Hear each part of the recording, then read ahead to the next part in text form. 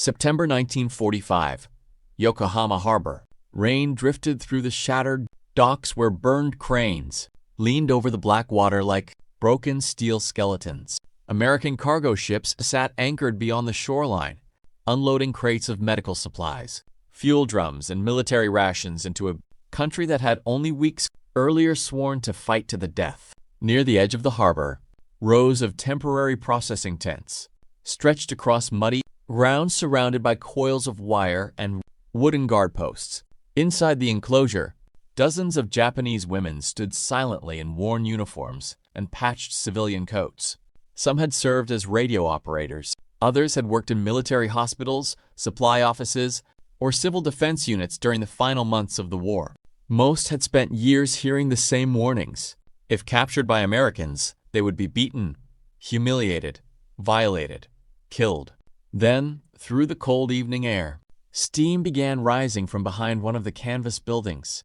An interpreter stepped forward, quietly explained that hot water had been prepared for showers. For several seconds, nobody moved, and in that silence, the collapse of the Japanese Empire suddenly felt more real than the war itself.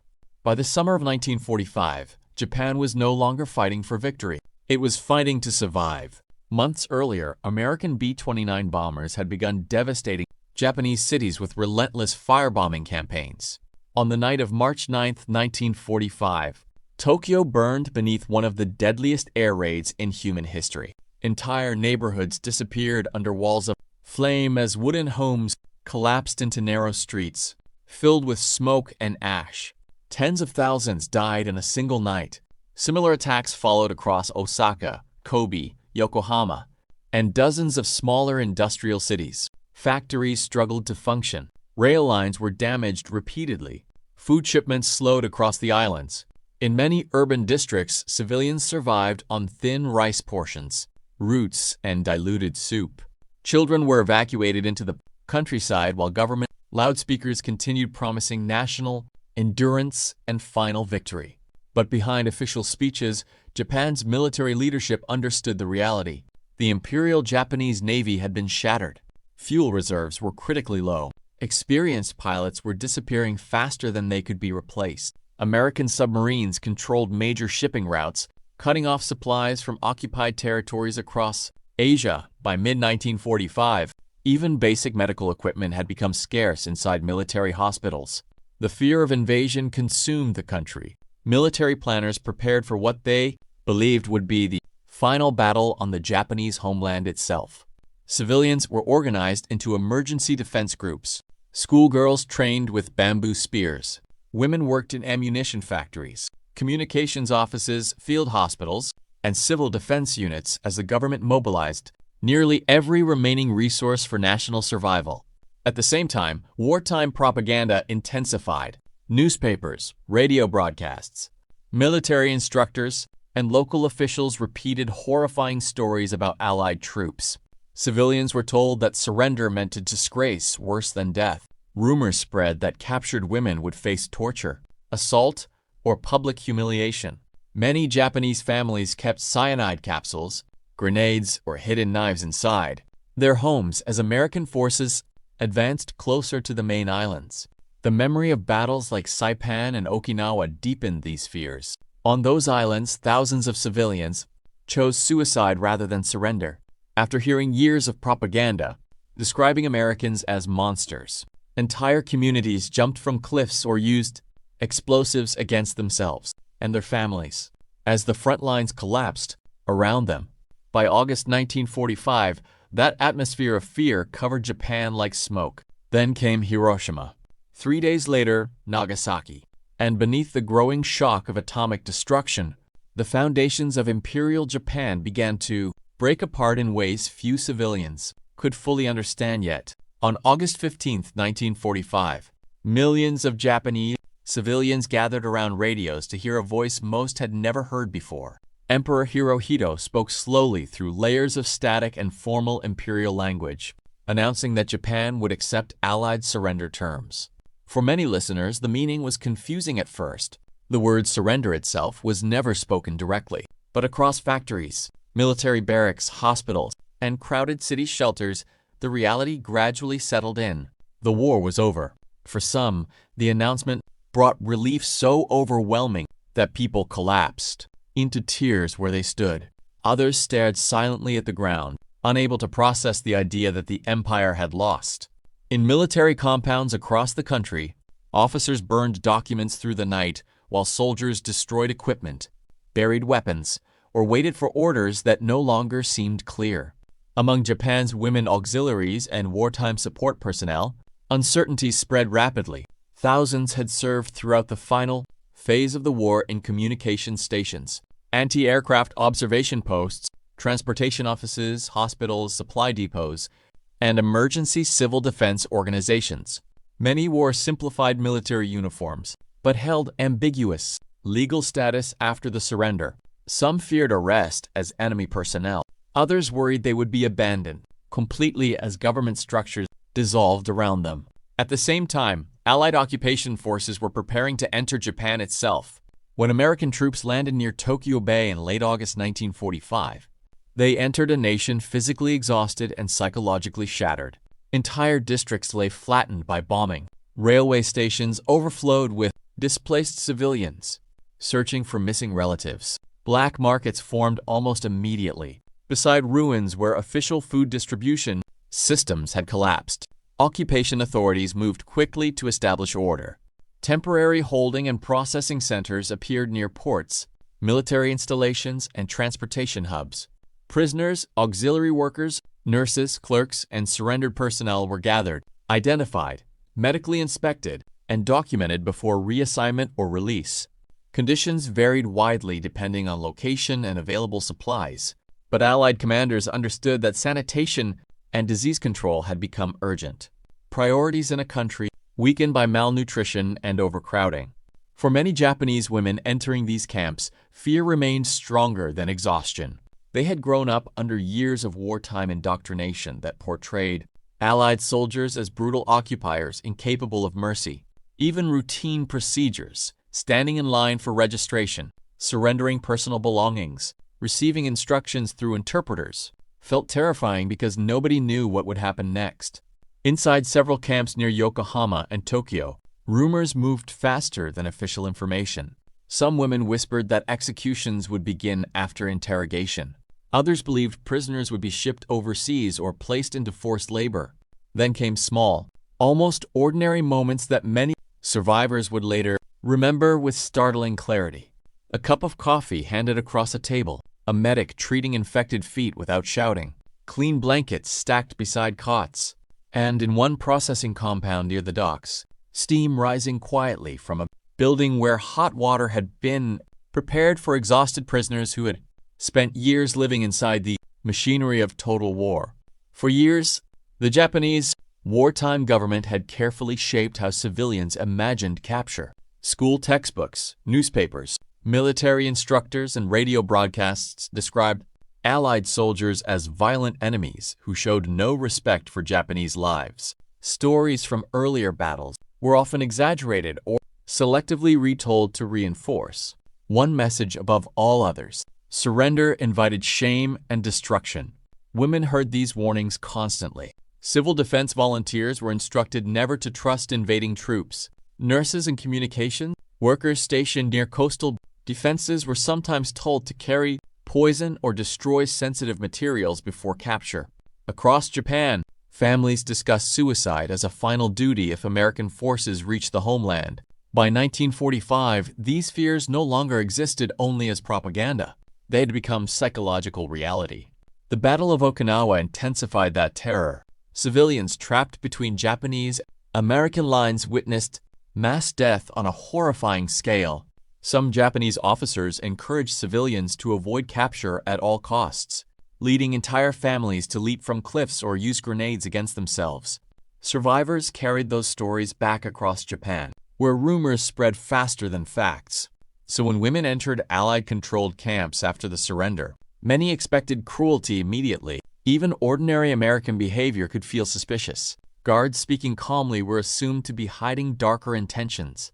Medical inspections created panic because prisoners feared experimentation or abuse. Some women reportedly avoided eye contact entirely During their first days in custody, convinced that humiliation would come without warning, years of indoctrination had trained them to prepare for monsters. What many encountered instead created a different kind of shock altogether.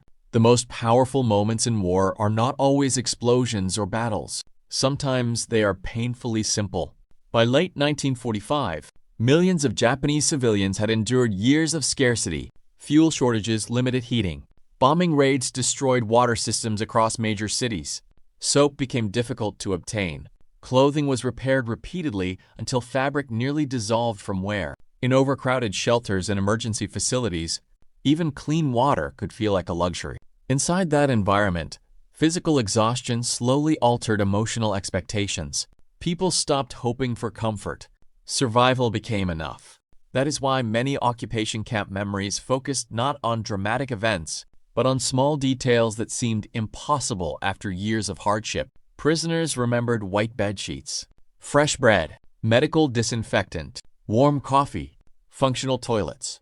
These ordinary objects suddenly carried enormous emotional weight because they represented stability, returning to a shattered world. Hot water carried special significance. During the final months of the war, fuel scarcity had made heated bathing increasingly rare in many areas of Japan. Civilians often washed quickly with cold water or went weeks without proper bathing facilities altogether. In crowded wartime conditions, sanitation deteriorated badly, so when steam rose from Allied shower stations, disbelief spread through the camps almost immediately. Several women later recalled assuming the showers were reserved for American personnel only. Others feared the facilities were part of some hidden punishment or inspection process. The idea that occupying soldiers would willingly provide clean towels, soap, and heated water to enemy prisoners contradicted nearly everything wartime Japan had taught them to expect. For some, the emotional reaction came only after the water touched their skin. The war had conditioned them for pain. Instead, they encountered warmth. The treatment of Japanese prisoners during the occupation was not simply random kindness. It was policy. General Douglas MacArthur and Allied planners understood that occupying Japan would require more than military control. The country's infrastructure had collapsed. Millions were homeless. Food shortages threatened unrest. Disease outbreaks remained a serious danger in overcrowded urban centers. The occupation therefore focused heavily on order, sanitation, and stability from the very beginning. American military authorities instructed troops to maintain discipline around civilians and prisoners whenever possible. Strict regulations governed interactions with Japanese populations, partly to prevent violence and partly to demonstrate the contrast between Allied occupation policy and Japanese wartime propaganda. Sanitation became one of the occupation's first practical concerns. Medical officers feared epidemics spreading through damaged cities already weakened by malnutrition and poor hygiene. Temporary camps established near ports and military compounds often included delousing stations, showers, laundry operations, and medical screening areas. These measures protected both occupation troops and Japanese civilians, but they also created unexpected moments of human contact between former enemies. For Japanese women arriving from destroyed cities and collapsing military facilities, those procedures could feel surreal. American soldiers who had spent years fighting across the Pacific were now distributing soap, treating infections, organizing meal lines, and helping process frightened prisoners who had expected far worse. The emotional distance between propaganda and reality suddenly became impossible to ignore. And inside that widening gap, the old certainties of Imperial Japan began quietly falling apart. By the final years of the Pacific War, women had become essential to Japan's ability to continue fighting. As casualties mounted across China, the Philippines, Burma, and the Pacific Islands, labor shortages spread through nearly every sector of the Japanese war economy. Men were drafted continuously into military service, leaving factories, hospitals, communication centers, and transportation networks dangerously understaffed. The government responded by mobilizing women on a massive scale. Young women worked long shifts, assembling aircraft parts, ammunition, radios, and uniforms inside overcrowded factories vulnerable to air raids. Others joined volunteer nursing corps or military communication units where they handled typing, logistics, code transmission, and observation duties. Schoolgirls participated in civil defense drills, while local women's organizations collected scrap metal, prepared emergency supplies, and supported evacuation efforts. Many served close enough to the war to witness its collapse directly. Nurses treated burned civilians after bombing raids. Telephone operators listened as military commands grew increasingly desperate during 1945. Clerks processed casualty reports faster than replacements could arrive. Women stationed near ports and railway hubs watched endless columns of wounded soldiers returning from lost campaigns across the Pacific. Yet despite their contribution, most remained trapped inside rigid wartime expectations. Official propaganda praised sacrifice and obedience above all else. Women were expected to support the empire quietly, endure hardship without complaint, and prepare for national death if necessary. Even near the end of the war, government messaging insisted that civilians should resist invasion with whatever tools remained available. So when surrender finally arrived, many women faced an emotional collapse larger than military defeat alone. The system they had served for years disappeared almost overnight. Uniforms lost meaning. Authority vanished. The emperor, who had once been presented as nearly divine, had announced surrender to foreign powers. And now those same women stood inside camps guarded by the enemy they had spent years fearing. Empires rarely disappear in a single moment. They collapse first inside the minds of the people who believed in them. For decades, Imperial Japan had built a national identity centered around loyalty, sacrifice, and military destiny. Schools taught that the empire possessed a sacred mission in Asia. Military victories during the early years of the war reinforced the belief that Japan could endure any hardship through discipline and unity. Even when conditions worsened after 1943, many civilians continued believing that final victory remained possible somehow. Newspapers minimized defeats. Military censors controlled information carefully. Public criticism became dangerous. Survival itself often depended on maintaining the appearance of confidence. But surrender shattered that psychological structure with extraordinary speed. Suddenly, maps changed. Military officers disappeared from public life. Portraits and slogans that once dominated schools and offices were removed quietly. Civilians who had prepared for invasion now watched American aircraft fly overhead without resistance. Inside occupation camps, the emotional confusion became deeply personal. Many prisoners struggled to understand why the feared enemy behaved differently from wartime propaganda. Some women reportedly avoided accepting food or medical care at first because they believed hidden cruelty would eventually follow. Others felt guilt for surviving, after years of hearing that honorable death mattered more than surrender. The shock was not simply military defeat, it was the destruction of an entire worldview. And for many Japanese civilians, that collapse began not with violence, but with ordinary moments of unexpected restraint from former enemies. In the decades after World War II, many Japanese women rarely discussed their experiences during the surrender and occupation years. Part of that silence came from trauma. Japan emerged from the war physically devastated and emotionally exhausted.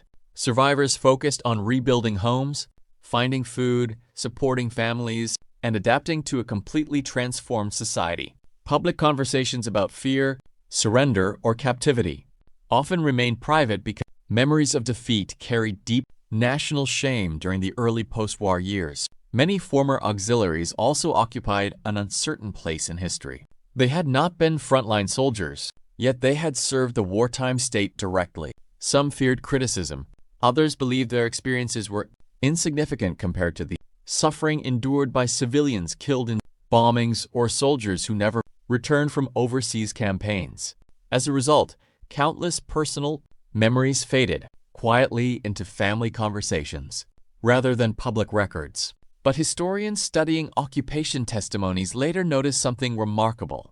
Again and again, survivors recalled small acts of humanity with striking precision. They remembered clean blankets, medical treatment, American guards speaking calmly, warm meals served beside ruined cities still covered in ash, and in several accounts from temporary processing camps near Tokyo and Yokohama, women described the shock of being offered hot showers shortly after surrender. not because the event itself changed the course of history, but because it contradicted years of fear in a single instant. For many survivors, those moments became symbolic of the strange emotional transition between wartime Japan and the uncertain world that followed. The empire had collapsed, the propaganda had failed, yet life continued in ways nobody had imagined possible only weeks earlier. And inside one muddy occupation camp near the harbor, that realization was about to become painfully real. The trucks arrived near sunset. Rainwater collected in deep tire tracks across the camp road, as American military police directed vehicles through the outer gate one at a time. Beyond the fence, temporary floodlights illuminated rows of canvas tents, standing beside stacks of supply crates marked with Allied inventory numbers. Diesel engines echoed across the harbor while cargo ships continued unloading occupation materials into the shattered remains of Yokohama. Inside the transport trucks, Japanese women sat shoulder to shoulder in silence. Most carried almost nothing. A few held cloth bags containing family photographs, letters, or spare clothing wrapped carefully inside blankets. Several still wore faded service uniforms with insignias removed after the surrender. Others had exchanged military clothing for patched civilian coats scavenged during the chaotic final weeks of the war. Nobody knew exactly where they were being taken. Rumors had spread constantly throughout the journey south toward the occupation zones. Some prisoners believed they would face interrogation by intelligence officers searching for military information. Others feared forced labor camps or public punishment. The uncertainty itself became exhausting. As the women climbed down from the trucks, American guards directed them toward processing tables beneath large canvas awnings. Interpreters moved between lines, explaining procedures in careful Japanese. Names were recorded, documents inspected, personal belongings searched briefly for weapons or military materials. The atmosphere remained tense. Many prisoners avoided looking directly at the soldiers around them. Some bowed automatically while speaking. Others stared at the muddy ground without expression, conserving emotional energy after weeks of confusion and displacement. Nearby, army medics examined new arrivals under portable lamps. Malnutrition appeared everywhere. Thin faces, infected cuts, exhaustion severe enough that some prisoners struggled to stand for long periods. Several women coughed continuously in the cold evening air while medical personnel distributed disinfectant and basic treatment. Supplies from folding tables stacked with gauze and medicine tins. Yet something about the camp felt strangely unfamiliar to the prisoners. The guards shouted less than expected. No one was being beaten. No public humiliation took place during registration. Instead, the Americans moved with procedural efficiency, organizing lines, assigning sleeping areas, and directing sanitation teams through the compound as darkness settled across the harbor. That calmness unsettled many prisoners even more. Years of wartime propaganda had conditioned them to expect sudden cruelty. The absence of violence created its own kind of tension because nobody trusted it completely. Several women whispered among themselves that the real punishment would come later, after processing ended and the camp quieted for the night. Then movement near the center of the compound drew attention toward a long wooden structure beside the medical tents. Steam drifted upward into the cold air. At first, few prisoners understood what they were seeing. American engineers and sanitation workers had spent hours converting part of the camp into temporary shower facilities using portable boilers, water tanks, and field plumbing equipment unloaded from occupation supply ships earlier that week. An interpreter finally stepped forward and spoke quietly to the waiting lines. Hot water had been prepared. The women could bathe before receiving evening rations, and across the compound, disbelief spread almost instantly. For several long seconds, nobody moved toward the building. The steam rising above the roof seemed unreal against the darkness gathering over the harbor. Rain tapped softly against the wooden walls while floodlights cast pale reflections across pools of muddy water between the tents. Somewhere near the docks, machinery groaned as another American cargo crane unloaded supplies into the occupation zone. Inside the prisoner lines, confusion spread quietly from one woman to another. Some believed they had misunderstood the interpreter. Others assumed the showers were intended only for Allied personnel and that Japanese prisoners had been called forward by mistake. A few stood frozen entirely, unable to separate years of wartime fear from the strange calmness unfolding around them. Then one elderly nurse stepped forward first. Witnesses later described her moving cautiously toward the entrance while gripping a small towel against her chest. American medical workers standing nearby simply nodded and pointed her inside. No shouting followed. No threats. No guards forced anyone forward. Only steam drifting through the open doorway. One by one, the others slowly followed. The shower facility itself was crude and temporary. Wooden planks laid across wet ground, exposed pipes running beside portable boilers, army soap stacked in supply crates near the entrance. Yet, after years of wartime deprivation, the room felt almost unimaginable to many of the women entering it. Hot water poured steadily from metal shower heads overhead. Several prisoners reportedly hesitated before touching the water at all. Others stood motionless beneath the steam, as if expecting it to suddenly stop. The heat itself carried emotional force. For civilians who had endured fuel shortages, destroyed infrastructure, overcrowded shelters, and months of exhaustion, warmth had become rare enough to feel unfamiliar. Then the emotional restraint began breaking apart. Some women cried silently while washing soot and dirt from their skin. Others covered their faces with their hands as exhaustion finally overwhelmed the rigid self-control demanded throughout the war years. One former communications worker later recalled that the simple sensation of clean, hot water running across her shoulders felt more shocking than hearing the emperor announce surrender weeks earlier, because until that moment, many still believed the enemy would eventually reveal itself through cruelty. Instead, they found towels waiting beside stacked medical supplies. Outside the building, American sanitation crews continued working under floodlights. Occupation authorities understood that disease posed a serious threat in overcrowded camps filled with exhausted civilians and former military personnel. Delousing stations, showers, laundry operations, and medical screenings were all part of broader efforts to stabilize occupied Japan before winter arrived.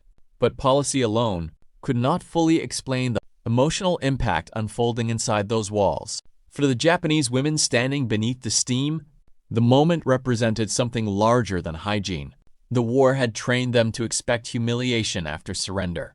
Their government had spent years describing Americans as brutal occupiers, incapable of mercy or restraint. Yet the reality confronting them felt painfully ordinary. Soap, warm water, clean towels, human exhaustion treated as something worth relieving rather than exploiting. Outside, the empire that had shaped their entire lives lay in ruins. Cities had burned. Millions were dead across Asia and the Pacific. The emperor's voice had already announced the end of the war, but for many prisoners inside that camp, the psychological collapse of wartime Japan became truly real only there, standing silently beneath hot water provided by the enemy they had feared for so long. And when the women finally stepped back into the cold night air afterward, wrapped in fresh blankets beside the muddy camp road, the occupation no longer felt like the apocalypse they had been promised. It felt like the beginning of an unfamiliar world none of them yet understood. In the weeks after Japan's surrender, occupation camps across the country slowly transformed from emergency holding centers into gateways back into civilian life. The process was uneven and often chaotic. Millions of soldiers, laborers, colonial officials, prisoners, and displaced civilians were scattered across territories that had once belonged to the Japanese Empire. Ships crowded ports carrying returning troops from China, Korea, Southeast Asia, and Pacific Islands where entire garrisons had been cut off for months. Railway stations overflowed with exhausted families searching handwritten lists for missing relatives. Inside Japan itself, survival became the immediate priority. Food shortages remained severe through late 1945. Urban populations lined up for ration distributions while black markets expanded around ruined transportation hubs. American occupation authorities imported emergency grain shipments to prevent famine conditions from worsening during the winter months. Medical teams worked continuously against outbreaks of dysentery, tuberculosis, and malnutrition inside overcrowded districts damaged by bombing. For former women auxiliaries and support personnel, demobilization often happened quietly. Many returned home carrying little more than identification papers, and a few personal belongings. Salvaged during the surrender. Military organizations that had controlled daily life throughout the war vanished almost overnight. Uniforms were discarded or hidden away. Some women burned wartime documents themselves, hoping to separate their futures from the collapsed empire they had served. Yet the emotional transition proved far more complicated than simply returning home. Occupation policies exposed Japanese civilians to realities that wartime censorship had concealed for years. Newspapers began publishing photographs and reports previously suppressed by military authorities. Citizens learned more about the scale of destruction across Asia and the Pacific. Allied broadcasts and educational reforms challenged the ideological foundations that had dominated pre-war Japan. For many women who passed through occupation camps, memories of those first encounters with American personnel remained deeply disorienting. The contrast between propaganda and lived experience could not easily be explained away. Some former prisoners later described feeling anger toward wartime authorities for deliberately cultivating fear that now seemed disconnected from reality. Others struggled with guilt after realizing how completely they had believed official narratives during the war. At the same time, occupation forces carefully understood the political importance of discipline. General Douglas MacArthur pushed occupation troops to maintain order and avoid behavior that might inflame resentment among civilians already traumatized by defeat. While tensions and incidents certainly existed throughout occupied Japan, Allied leadership recognized that rebuilding stability required demonstrating consistency rather than vengeance. Small moments, therefore, carried unusual historical weight.